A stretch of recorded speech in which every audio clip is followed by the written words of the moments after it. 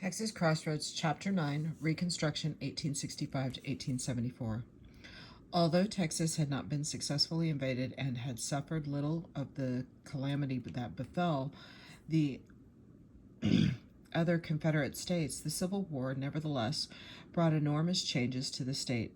Most important, the approximately 250,000 slaves in the state had been freed. Former slave Felix Hollywood remembered the moment when he learned that freedom had come when he was interviewed. In his San Antonio home in about 1937, Hallelujah broke out. Abe Lincoln freed the nigger with the gun and the trigger. And I ain't gonna get whipped no more. I got my ticket leaving the thicket, and I'm heading for the Golden Shore. Soldiers all of a sudden everywhere, coming in bunches, crossing and walking and riding. Everyone was singing. We were all walking on golden clouds. Hallelujah, Union forever. Hurrah, boys, hurrah. Although I may be poor, I'll never be a slave, shouting the battle cry of freedom. Everybody went wild. We all felt like heroes, and nobody had made us that way but ourselves. We were free. Just like that, we were free. It didn't seem to make the whites mad either. They went right on giving us food just the same. Nobody took our homes, but right off, colored folks started on the move. They seemed to want to get closer to freedom, so they knew what it was like it was a place or a city. We knew freedom was on us, but we didn't know what was to come with it. We thought we were going to get rich, like the white folks.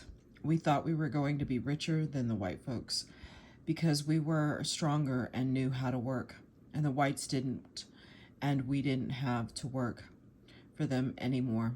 But it didn't turn out that way. We soon found out that freedom could make folks proud, but it didn't make them rich. By December 1863, President Lincoln had begun to ponder how to bring the Confederate States back into the Union. On December 8th, he issued the Proclamation of Amnesty and Reconstruction, which specified that all Southerners, except the highest political and military leaders of the Confederacy, would receive a full pardon and restoration of property. New state governments would be formed as soon as 10% of the citizens swore allegiance to the United States, and the states themselves would devise a plan to deal with the former slaves so long as their liberty was not constrained. By the time General Edmund Kirby Smith surrendered the Western Confederate forces, however, Lincoln had been assassinated, and his former vice president and successor, Andrew Johnson, a Unionist Democrat who had served as the military governor of Tennessee, was left to proceed with Lincoln's 10% plan, or propose his own program for the reconstruction of the rebellious states. An anonymous character of Texas as the state came back into the Union following Reconstruction. Thus began the arduous process of reuniting the country, a process that had it as its high-minded goal the establishment of equal rights and self-rule for all Southerners.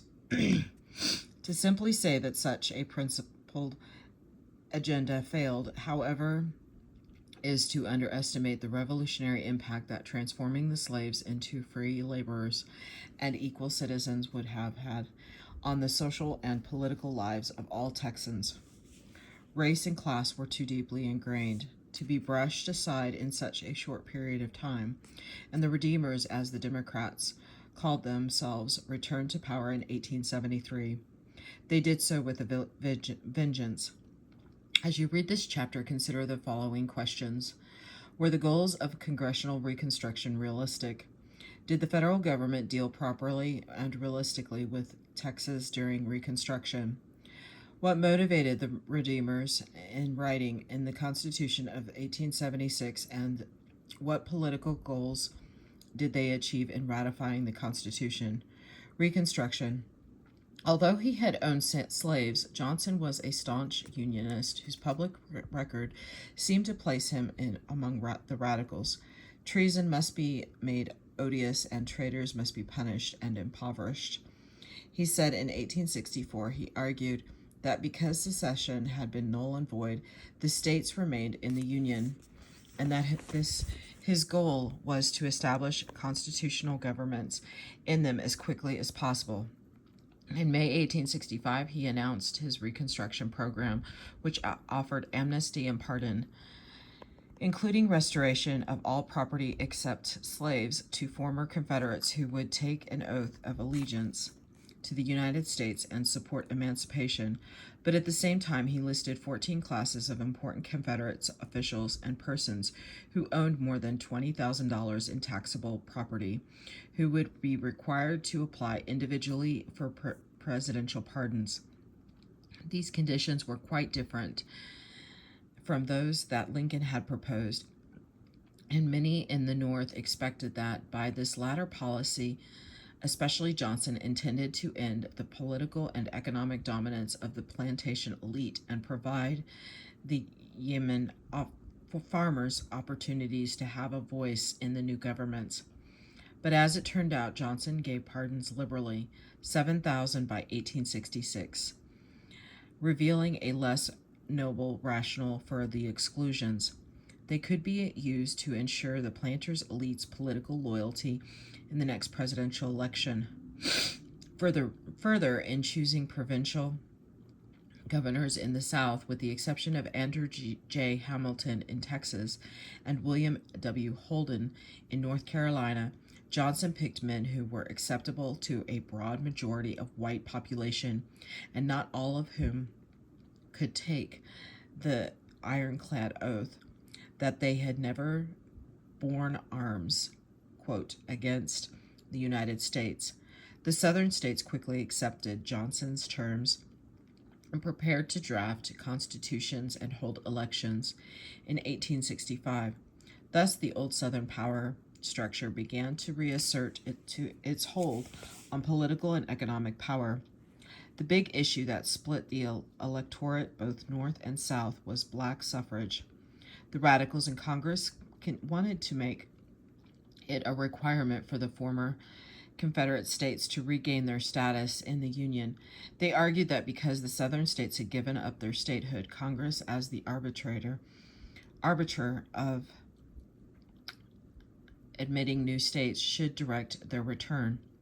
Congress took control of Reconstruction in 1867, and through military occupation of 10 of 11 rebel states and the assertion of Republican principles, set out to win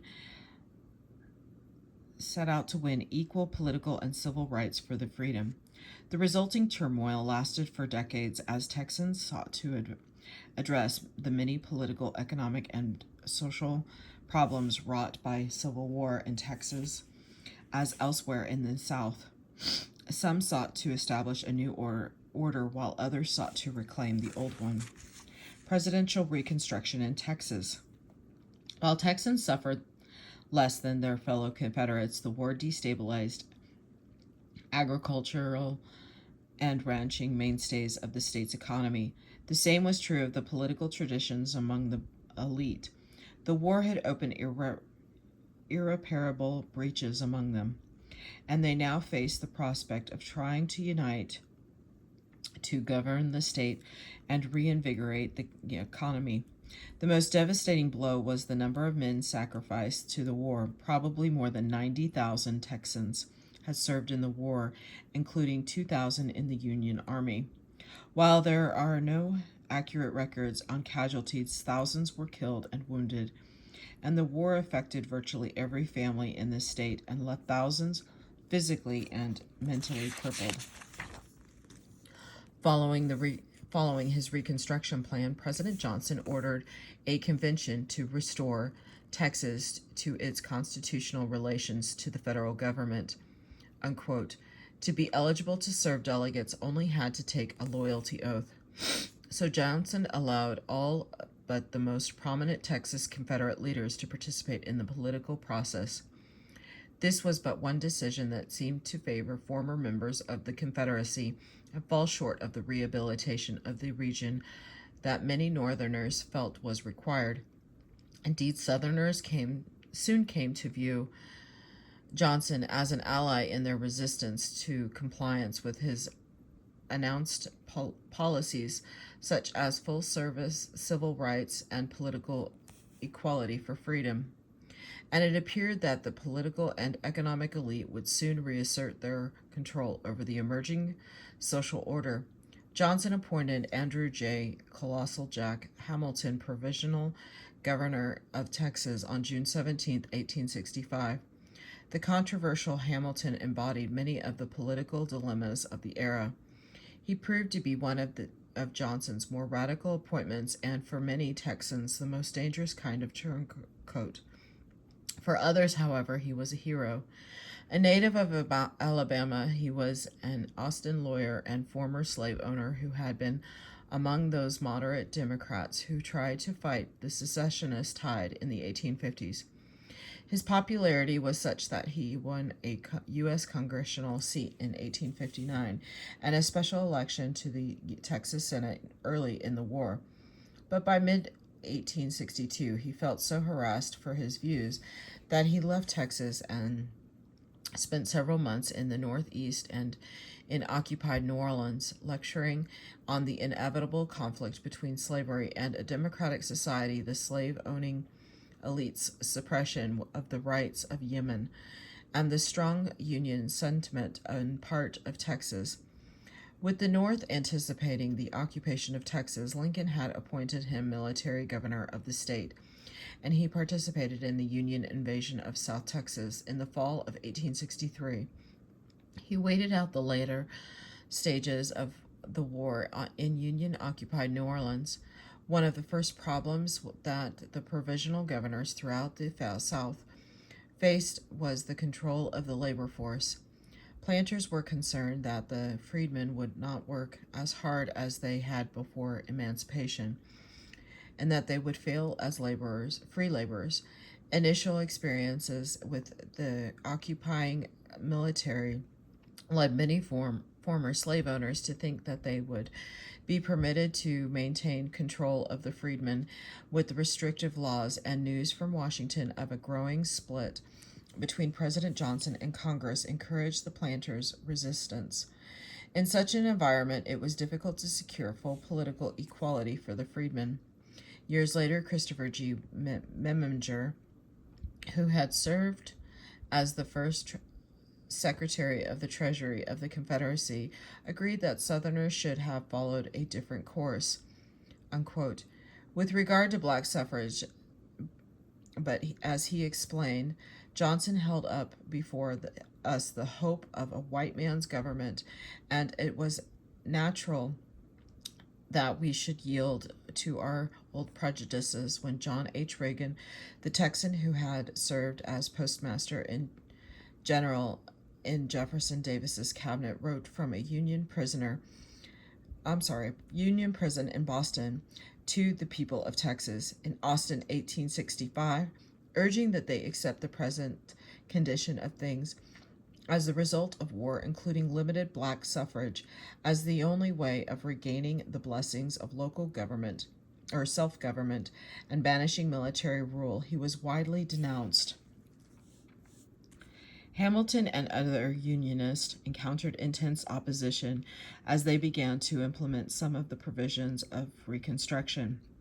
Hamilton believed that men who had opposed secession should make up the new state government and tried to place only staunch Unionists in district, county, and precinct positions. He denied positions to even the most nominal Confederates to state Unionists. He denied positions to even the most nominal Confederates. The state unions, after all, had their own list of wrongs to avenge, and even under Johnson's lenient policies, former Confederates often felt the wrath of those whom the secessionists had silenced and marginalized. James W. Throckmorton, who opposed secession but then supported the Confederacy, lamented that they keep up past issues, keep open old stores, and inflame old wounds that ought to be allowed to heal. Unquote. Minyard H. Harris of Kirvin, for example, reported himself to be in constant danger of being caught and shot or hanged for his actions as a heel fly, chasing down deserters and forcing them back to their units during the war. Hamilton called for an election to name delegates to a convention to create a constitution for the state that would bring it into conformity with national laws. Minimal requirements included the establishment of full political liberty and civil rights. Although only limited suffrage for the freedmen, acceptance of the 13th Amendment outlawing slavery, recognition that the ordinance of secession was null and void from the beginning, that Texas had no legal constitutional right to secede from the Union, and the repudiation of the debt that Confederate had accumulated. As 1866 began, it was clear that Governor Hamilton wanted to implement major changes, and that would set Texas on a course for a quick readmission to the Union. Of course, reconstructed Confederates opposed his plans, but moderate Democrats who opposed him because they felt that he was pushing racial issues too quickly. They especially felt that the freedmen's independence had to be constrained in some manner, and the mixed signals coming from Washington encouraged their foot dragging. Seeing from Union men going over to the conservatives because the federal government had failed to intervene, Hamilton feared that the Unionists would lose the peace after winning the war. The sternest and strongest only have been able to weather the storm and keep the faith, he wrote. In most parts of the state, the old order managed to reassert itself fairly quickly, in part thanks to Johnson's lenient pardoning policy and to his ignoring at the ironclad oath in favor of the amnesty oath, which required only that a person swear that he would support the Union in the future. But after Hamilton had been in office only a month, a wave of violence further hampered his effort. The price of cotton had been high in the summer of 1865 because the Civil War had created a global scarcity. Planters had borrowed money to get their crops in the ground and had signed expensive labor contracts with freedmen. By the time the crops reached market, however, the price had tumbled because British and French textile manufacturers had found other suppliers in India and Egypt. Buyers in Galveston offered only half of what they had paid earlier in the year, leaving planters owing their loans as well as their contracted labor costs. Some absconded without paying the workers, while others simply refused to pay them. But some tried to drive the workers away so they could claim that the blacks had violated their contracts, and neither Hamilton nor the military had the troops to stem the violence. Other acts of violence were less focused. The war has educated a class of men into idleness into a familiarity with deadly weapons, wrote Ferdinand Flake, the Republican editor of Flake's Bulletin in Galveston, that prompts them to resort to the revolver whenever it suits their drunken vagaries, unquote. In this atmosphere of uncertainty, voters went to the polls to elect delegates to the federally mandated Constitutional Convention in early 1866. The Unionists who supported Hamilton claimed that they understood the mood of Northerners and were the only party that could bring Reconstruction to a successful end. The Conservatives opposed the expansion of civil rights for the freedmen and argued that President Johnson would prevail with his lenient Reconstruction plan.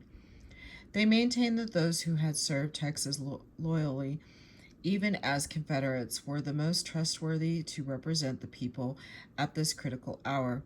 In a modest turnout, the Conservatives carried the election. The delegates generally fell into three groups: diehard secessionists, conservative, unionist, and radical unionist.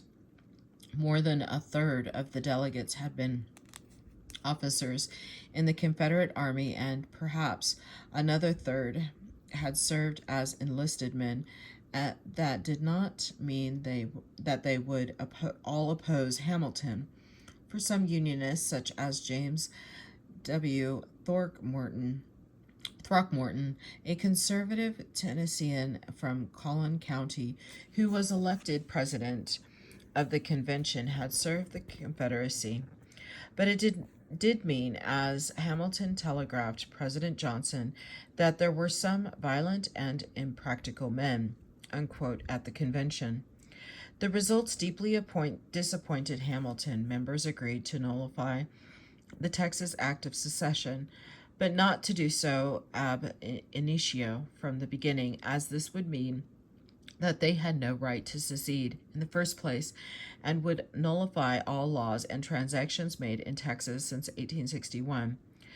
They avoided ratification of the 13th Amendment, arguing that it was not necessary because it had already become a part of the U.S. Constitution, which they had agreed to support in their oath.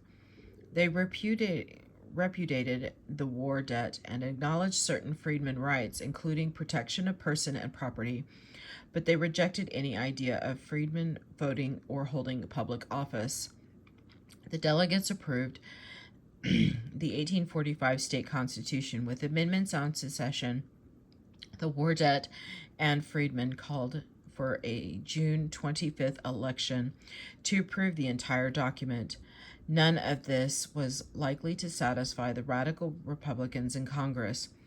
Texas voters approved the Constitution and elected their first post-war governor in a contest between two moderates, the Constitutional Convention's chair, Throckmorton, and former Texas Governor Elisha M. Peace. The Unionists had first asked Governor Hamilton to head their ticket, but he refused, explaining that he could not support the proposed Constitution. Then they turned to Throckmorton, a member of the Texas legislature before the war, who had held out against secession until it was accomplished, but had promptly enlisted in the frontier defense. Then in the 6th Texas Cavalry, a former surgeon and soldier in the Mexican War, he had fought in various Civil War engagements, eventually serving as General Kirby Smith's commissioner to the Indians. The Union Party made only a half-hearted effort on behalf of Peace, who had been able governor during the 1850s, had participated in the writing of the Constitution of the Republic in 1836, and had served in a variety of government roles since that time. Like Throckmorton, he had opposed secession, but unlike Throckmorton, he had remained loyal to the Union and had quietly adhered to his principles. Throckmorton emerged the victor in part because Peace, while he did not actively favor black suffrage, agreed that he would accept it if Congress required it for readmission to the Union. Nor did Hamilton campaign for the ticket, departing instead for Washington, where he lobbied against Johnson's policies and for congressional intervention in former Confederate states. With the power structure of the Old South reasserting itself, even many moderates refused to support some of the most basic citizenship rights for African Americans. The Freedmen's Bureau. In truth, African American found precious little freedom or independence after the war and much hostility to their assuming any role but a variation of slavery because they remained landless.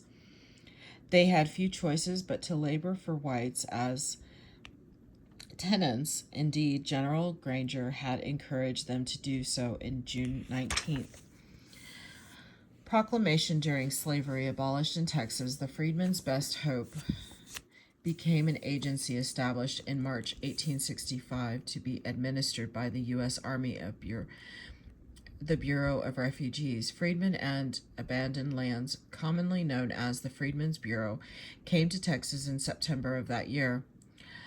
Against the Bureau, including military men, Northerners and some Texans were charged with helping former slaves make the transitions into citizenship. This including ensuring that blacks had the same protections under the law as whites, helping them set up schools and providing teachers, monitoring the freedmen's labor contracts to ensure fair terms, and helping former slaves unite with scattered family members at its peak. The Bureau had agents in 59 districts in Texas. Because the Bureau was a branch of the Army, many of the agents were former Army officers, others were Northern citizens, commonly called carpetbaggers, and a few were Texans, many whom considered traitors to the South and called scallywags. Most of these agents worked hard to achieve two goals: the establishment of a fair and workable agricultural system and good schools for the freedmen. While they made some progress, the size of the state and the difficulties of travel and communication and white hostility made their job a hard and dangerous one. General Oliver Otis Howard, commissioner of the Bureau, noted in his autobiography that he considered Texas at the time to be the post of greatest peril. Because most of the agents were former Army officers, white Texans viewed the Bureau as a branch of the occupying force sent to punish them by the victorious North. Even though Andrew Johnson in late August 1866 declared the insurrection which heretofore existed in the state of Texas is at an end. Violence, especially violence directed against African Americans and representatives of the federal government, was all too common. One of the most active agents was George T. Ruby, a freeborn native of New York, who had traveled extensively before moving from Louisiana to Galveston after the war. Here he served as a New Orleans Tribune correspondent, started his own Galveston newspaper, became active in politics, and taught school. Soon he was administering Bureau schools in a number of counties. Within a few months of its establishment in Texas, the Bureau was opening 16 schools, serving at just over 1,000 black pupils. The schools were the Bureau's most successful program. By the end of its tenure, in July of 1870, it operated 150 schools, enrolling 9,086 black students. But that was only a small percentage of the potential enrollees. The 14th Amendment. In Washington, moderate Republican Lyman Trumbull, one of the most influential men in Congress, concluded that the Bureau needed to be strengthened. He proposed two bills early in 1866. The first would have extended the Bureau's life and, for the first time, provided direct funding for its activities. It also would have enabled its agents to take jurisdiction in cases where state officials had denied freedmen their civil rights, and to punish state officials. For far broader was the Civil Rights Bill, which defined every person except Indians born in the United States as a citizen, and specified his or her rights as of equality without regard to race, rights that could not be denied by any state law or custom. Congress passed both bills with strong Republican support, but Johnson surprised everyone by vetoing them. He explained that the Bureau was an immense patronage that the country could ill afford at the moment, and that he did not deem the protection of black civil rights to be federal responsibility. This setup of a confrontation between Johnson and a divided Congress that many observers initially thought Johnson would win. Even such a prominent Unionist as John Hancock, an attorney and politician who had served in the legislature and refused to take the oath of allegiance to the Confederacy, concluded that Johnson would prevail and that Texas therefore did not need to go as far as Hamilton had proposed. Congress also grappled with another difficult problem, which Maine Congressman James G. Blaine labeled the, quote, somewhat startling result of emancipation. How freedmen would be counted and in calculating each state's congressional and electoral college representation. Before the Civil War, 3/5 of the slaves had been counted as prescribed in the Constitution. Counting them all would be greatly increased the representation of the southern states. No political party, not even radical Republicans, fully and publicly espoused giving the vote to freedmen at this time, nor could they accept the possibility of increased southern political power. Radical Congressman Thaddeus Stevens of Pennsylvania proposed a compromise that would have based representation on the number of qualified voters in each state rather than the total number of people. This elegant solution had the advantage of leaving the qualification of voters to the states. If Southerners wanted to increase their representation at the federal level, they could permit blacks to vote. Of course, it also proved problematic for some northern states as well. Would states like Rhode Island agree to eliminate literacy and naturalization requirements that were then in place in their quest to find more voters? And because the westward migration of males had left the New England states with majority female population, would they accept female suffrage rather than permit their political clout to decline? The answer to that question was no, leaving feminist leaders feeling deeply betrayed and realizing that they needed an independent movement to accomplish their goals.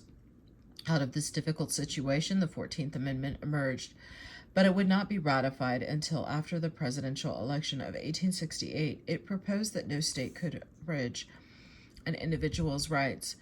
The representation would be reduced by an amount equal to the percentage of male citizens 21 years old or older who were denied the vote, that those who had voluntarily aided the Confederacy could not vote in national elections, and that the Confederate debt be repudiated.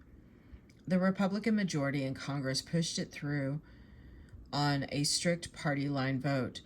President Johnson, who had been in favor of those Stevens proposals, rejected the amendment. He was not the only one.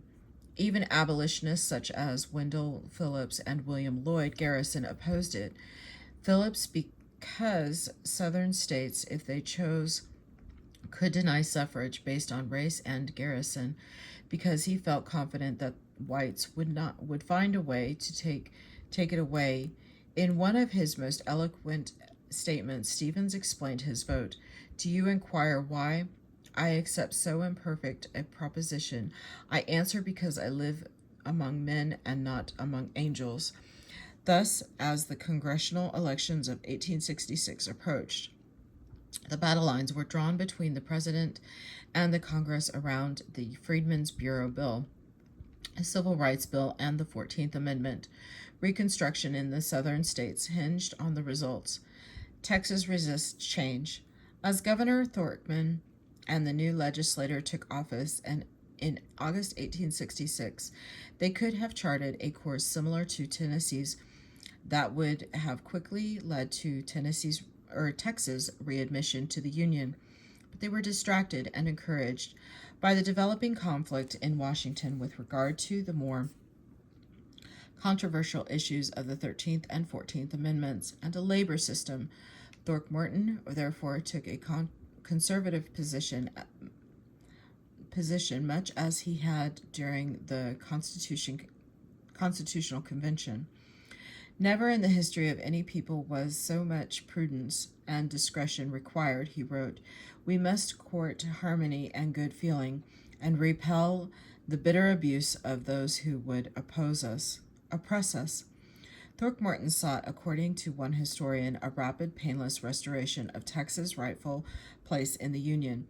Only a mild restructuring of Southern race relations and magnanimity toward former Confederates. Throckmorton's recalcitrant on these major issues seemed justified when President Johnson declared in late August that the insurrection in Texas was over. The governor asserted that civil authority was now restored and clashed with Bureau agents who tried to protect the freedmen in labor contracts and make sure that they received their pay, claiming that the agents were interfering with civil authority.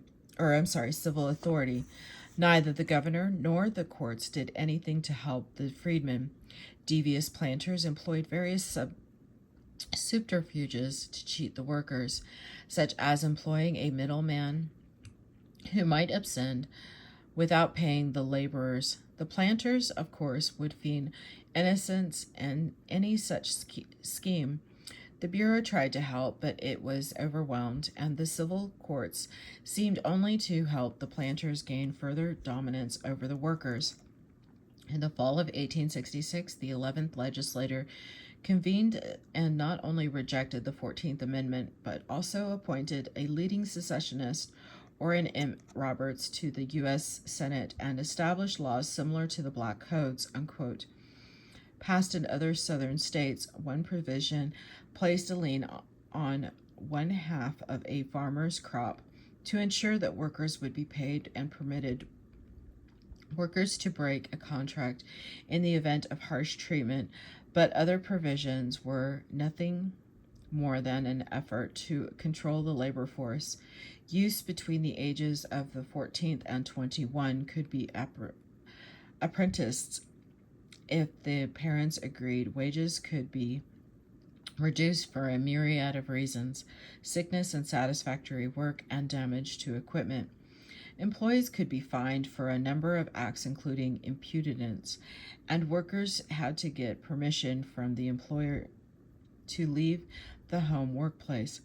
Vagrancy laws permitted anyone without a job to be arrested or fined and forced to work on public projects until the fine was paid.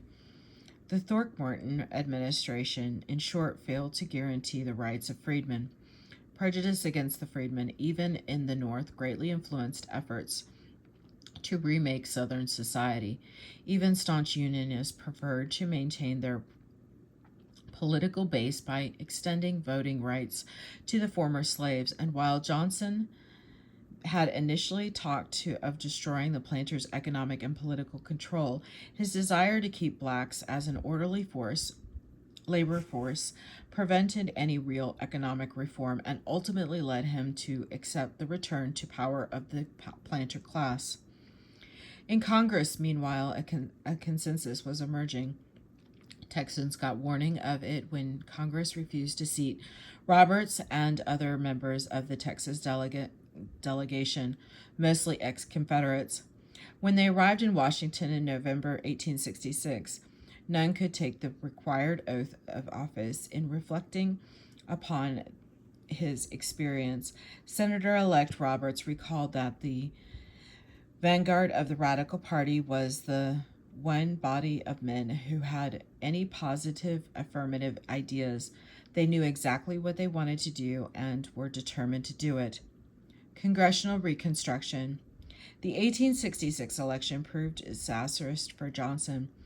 Although he actively campaigned on behalf of his programs, his manner offended many. Meanwhile, bloody racial riots broke out in Memphis and New Orleans, further discrediting his policies and appointments. Republicans won a huge victory, garnering enough seats in both houses to more than override a presidential veto. By 1867, Johnson had lost almost all support, and the following year, the House of Representatives impeached him over his attempt to remove the Secretary of War. Johnson survived conviction by one vote. The radical Republican victory was complete. As one observer put it, the president has no power to control or influence anybody, and legislation will be carried on entirely regardless of his opinion or wishes. The attempted return to power of so many ex-Confederates had frightened Southern Unionists, who finally realized that their salvation required the empowerment of freedmen. Congress assumed military control of the Southern states, and with a series of Reconstruction acts forced them to do what most had failed to do under presidential Reconstruction: involve African American men in the reconstruction of state government and grant freedmen voting rights. The first Reconstruction Act, passed on March 2, 1867, essentially reestablished military rule in the South. It declared the governments in the former Confederate states were not legal, and that the current governments were provisional. It divided the South, except Tennessee, which had approved the 14th Amendment, into 5 military districts. It required a new state constitution that conformed to the U.S. Constitution and included universal male suffrage, and it required that the first state legislator elected after adoption of the new Constitution approved the 14th Amendment, which penalized states for denying adult male citizens the right to vote, except for participation in rebellion or other crime, unquote. 2 more acts followed, specifying who was disqualified from voting, authorizing military commanders to, quote, suspend or remove and replace any office holders in their districts, and making it more difficult for former Confederates to gain a pardon. General Charles Griffin, who had risen to Major General as a Union commander during the war, now had federal authority over Department of Texas and pursued an ambitious agenda of voter registration. Black and white, he repeatedly clashed with Governor Throckmorton, the governor, charging that the military was usurping civil authority, and Griffin responding that the governor was an obstructionist who refused to use his authority to check the violence against blacks and Unionists. Griffin complained to his superior, General Philip H. Sheridan, and on July 30th, Sheridan removed Throckmorton from office. Although Sheridan appointed the seasoned and respected Peace in Throckmorton's stead, this transparent use of military power only hardened many Texans against the occupation. Like Provisional Governor Hamilton, Griffin also replaced former Confederate office holders with Union men. He enforced the congressional voting restriction, by which officials, candidates, potential jury members, and even voters had to take the ironclad oath. Radical Reconstructionists reasoned that these exclusions were necessary, at least temporarily, to significantly change Southern society. Congressman Thaddeus Stevens of Pennsylvania advocated even more radical measures, including disenfranchising large numbers of Southerners and confiscating their land, which might have been distributed to the freedmen. Such acts would be intended to revolutionize their feelings, and principles. He explained this: many startle feeble minds and shake weak nerves, so do all great improvements. Such an initiative never gained momentum, however. Given these major changes, it was no surprise when the February 1868 elections for a new constitutional convention yielded a distinctly different set of delegates from previous conventions. Many Democrats were admittedly opposed to the new convention and simply stayed away from the polls or were barred from voting by the loyalty restriction. For the first time, African American men voted in large numbers, spurred on by the voter registration campaign administered by the military. Later reports showed that approximately 89% of the registered blacks voted, while only 31% of the white voters turned out. 10 of 90 delegates elected were African Americans, the most prominent of whom was probably George T. Ruby. In addition to his work with the Freedmen's Bureau, Ruby had served as president of the Union League, an organization effective in involving African Americans in politics. Although a few Democrats were elected, most of the delegates were Republicans who had opposed to the old Southern leadership in one way or another. Former Governor Hamilton, in something of a shift, now led the moderate Republicans loyal to peace. Another contingent consisted of radical Republicans, intended on forcing Texans into line with federal mandates and keeping all former Confederates out of power. This group was led by Hamilton's brother Morgan and Edmund J. Davis, who was elected president of the convention. Born in Florida in 1827, Davis had moved to Galveston with his family in 1848. He was admitted to the bar in 1849. In 1853, he became the first district attorney in Brownsville. Governor Peace appointed him district judge in 1856, and Davis served in that capacity until the Civil War began. He supported Sam Houston and took the principled stand against secession in 1861. He fled the state the following year. After visiting with the President Lincoln in Washington, Davis received a commission as a colonel in the Union Army and recruited the 1st Texas Cavalry, U.S., described by a contemporary as a tall, gaunt, cold-eyed, rather than commanding figure. He participated in the occupation of Galveston in 1863 and was a member of General Nathaniel P. Banks' unsuccessful Rio Grande campaign, winning the undenying hatred of many Confederate Texans in the process. Promoted to a brigadier general, Davis commanded General Joseph J. Reynolds' cavalry in the Division of Western Mississippi and was one of those present when Kirby Smith surrendered the Confederate forces in Texas in June of 1865. When the Constitutional Convention convened in Austin on June 1st, 1868, the new Republican Party, a coalition of so-called scalawags, carpetbaggers, conservative Unionists, and African Americans, was clearly in charge, but that did not mean that they all agreed on what to do.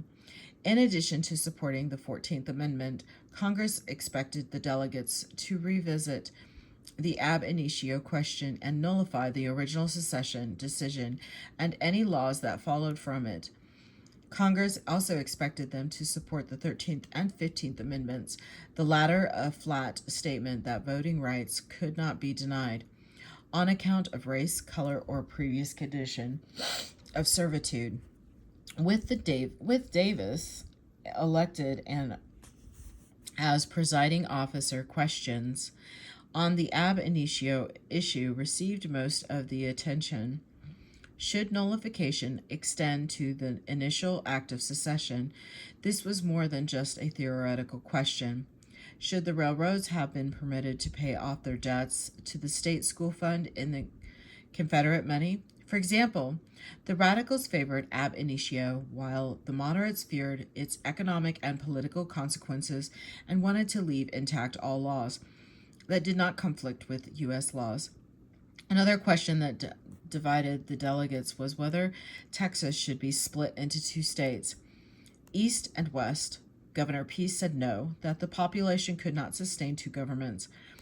But there were delegates from both regions who favored this new move as a means of addressing the fact that East Texas remained in many ways an extension of the South, whereas West Texas, represented most vocally by the radical Republicans, had a more ironclastic population and less reliance on the cotton culture. When General Ulysses S. Grant, who had led the Union to victory in the war, won the presidency, the radical Republicans felt affirmed in their vision of a reconstructed Texas, which would have included a new state of West Texas as well as delayed statehood for East Texas. Because of the continuing hostility there against Reconstruction, the delegates had done some visionary work, particularly in the area of education, setting aside monies from the sale of public lands for a permanent school fund to educate Texas children irrespective of race and color. But they had only a partial draft of the Constitution, and that one signed by only half of the delegates. General Joseph J. Reynolds, who had replaced General Griffin as a commander of the Department of Texas, appointed a committee to take the records of the convention and complete the work. The document that went before voters in November 1869 both softened the restrictions against former Confederates and finally affirmed universal male suffrage, irrespective of race, color, or former condition. It contained the far-reaching public education plan under the state superintendent of public instruction. Perhaps most important was its vision of a centralized government, which was at odds with the Jacksonian democratic ideal that had underpinned Texas politics to this point, that the, quote, common Anglo man, unquote, had a right to be involved in government decisions. The Constitution gave great powers to the governor, who would have a longer term, 4 years, and would now appoint district judges and some key state officials who had previously been chosen by election. As part of the centralization, elections were to be held at the county seats, not in precincts, and county commissioners were eliminated with justices of the peace, taking over county court functions. On the whole, the document embodied the feeling of most Republicans that some controls were still needed to establish a loyal government in Texas and guarantee freedom and equality to the freedmen. At the same time the voters were asked to approve the new Constitution, they also voted for new state and county officials. The race for the governor was crucial to the next stage of Reconstruction. Former Provisional Governor Hamilton announced as a candidate, continuing along the more conservative course that he had adopted during the convention. He opposed the radicals' attempt to form a state of West Texas and even declined to support black suffrage. Davis represented the radical branch of the party and received the support and assistance of General Reynolds, whose cavalry Davis had commanded in the late stages of the war, continuing to exercise his power over even local appointments.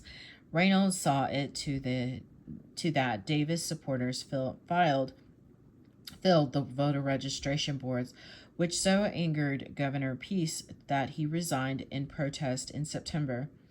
With leading Democrats disenfranchised or disaffected and divided on how to oppose the Republicans, voters approved the document in the November election. For the first time, black candidates appeared on a number of ballots, and 2 won places in the Texas Senate. Ruby and Matthew Gaines, a Baptist preacher who had been born a slave in Louisiana, and 12 in the Texas House. Charges and countercharges of voter fraud tarnished the elections, but Davis emerged the victor by a narrow margin, helped along by the heavy turnout of African Americans who recognized in him a champion of New Texas in which blacks could play roles previously denied to them. Conditions in Texas during Reconstruction. Times are awful hard now in Texas, according to a young Englishman who had immigrated in 1869. Money is scarce, land is worth almost nothing. Things generally are in a state of stagnation. A year later, the census recorded 818,579 people in the state, 93% of them living in rural areas in the eastern half of the state. Most farmers lived on small plots averaging about 30 acres in size, with the goal of self-sufficiency rather than cash crops. If he produced any surplus tobacco or cotton, he could exchange them for necessities such as salt, cloth, or plowshares, or a luxury such as coffee. Planters fared well after the war. They had lost considerable wealth when the slaves were freed, but most of them had maintained their land and employed their former slaves to work it.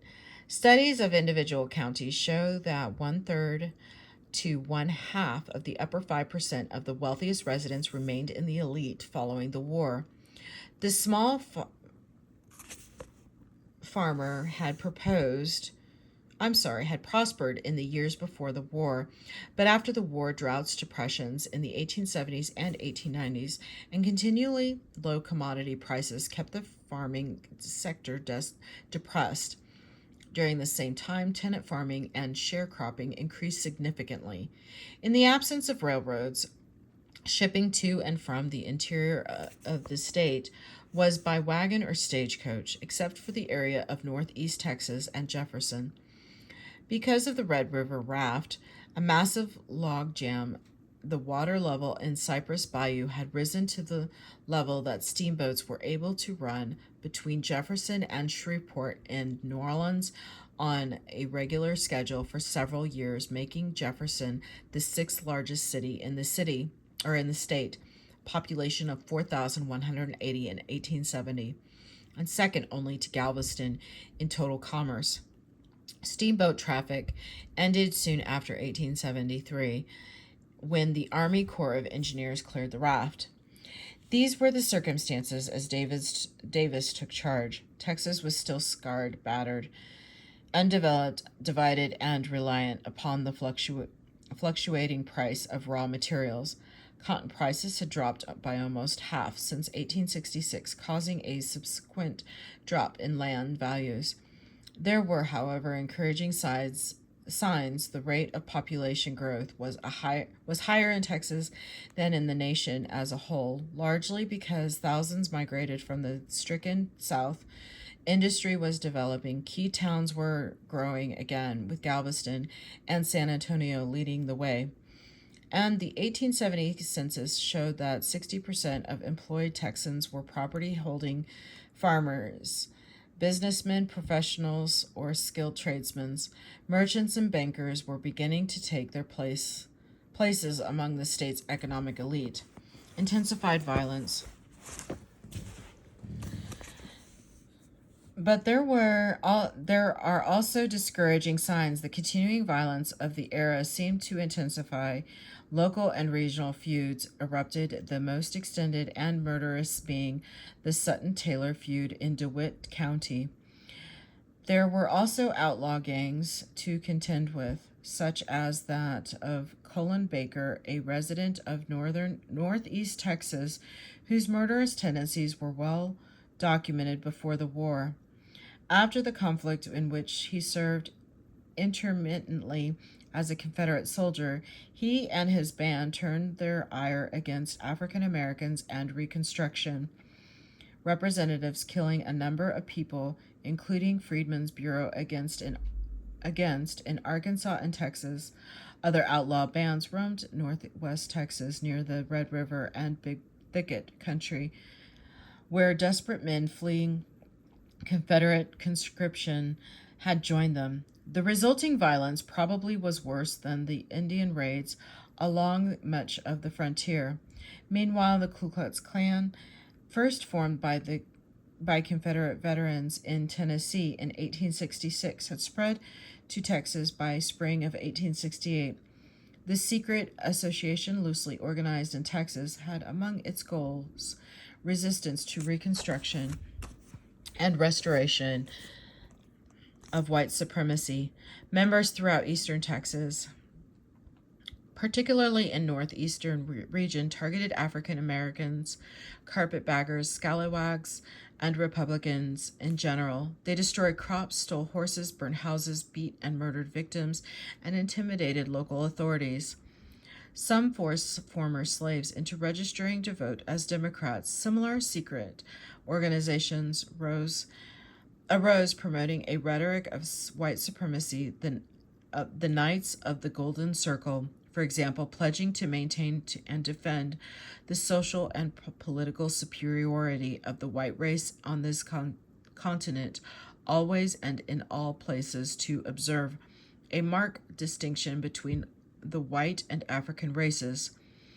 A committee for the 1868-1869 Constitutional Convention had determined that of the 939 murders reported by county officials between 1865 and 1868, almost half were committed by whites against other whites, and 40% were committed by whites against blacks. Documentation for the years 1865 to 1871 show that while 4,425 crimes were reported, there were only 588 arrests and even fewer convictions. Military Commander Reynolds had been at least partially effective in prosecuting some of the more flagrant lawless acts, but many other murders and crimes went unreported. This will be the end of Chapter 9, Part 1. Thank you.